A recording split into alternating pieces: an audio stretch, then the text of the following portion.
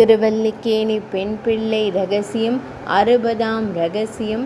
பின்னாக்கை இட்டேனோ பெருமாளைப் போலே. பரதாழ்வான் வனத்தில் ஸ்ரீராமபிரானை கண்டபோது அவரிடமிருந்து சக்கரவர்த்தி பரலோகம் அடைந்ததை அறிந்து ராமபிரான் தரையில் விழுந்து கதறி அழுது பிறகு பரதனால் தேற்றப்பட்டு ஒருவாறு தேறி மந்தாகினி நதியில் நீராடி தந்தைக்கு செய்ய வேண்டிய பித்ருகாரியங்களை செய்தார். இலந்தை பழங்கலந்த இங்குதி பின்னாக்கை பிண்டமாக தர்ப்பங்களின் மேல் வைத்து மிகவும் வருத்தத்துடன் தந்தைக்கு அர்ப்பணித்து அழுது கொண்டே ஸ்ரீராமபிரான் கூறுகிறார்: ஹே மகாராஜனே, நாங்கள் புசிக்கும் இந்த உணவை உமக்கும் இடுகிறேன்.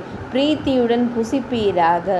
ஒருவன் தான் புசிக்கும் உணவையன்றோ தான் வணங்கும் தேவதைகளுக்கும் உணவாக இடக்கடவன் என்று அநேக விதமான உயர்ந்த உணவு வகைகளை உண்ட பெருந்துக்கத்துடன் ஆனால் பேரன்புடன் தான் உண்ணும் உணவு என்று தகப்பனுக்கும் படைத்தான். பின்னர் ஸ்ரீ ராமபிரான் அரசரான தந்தையை குறித்திட்ட பின்னாக்கு பிண்டங்களை காணலுற்ற கௌசலையார் அடைந்த துக்கத்திற்கு அளவில்லை.